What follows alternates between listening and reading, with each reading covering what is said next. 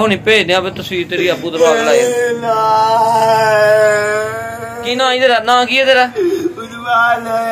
ਸਿੱਧਾ ਇਧਰ ਰੋਕ ਕੇ ਨਿਕਲ ਕੀ ਨਾਂ ਤੇਰਾ ਨਾਂ ਕੀ ਹੈ ਉਸਮਾਨ ਤੇ ਕਿੱਥੋਂ ਦਾ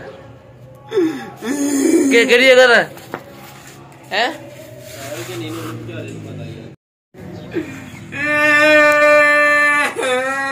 ਉਹ ਕੀ ਗੱਲ ਹੈ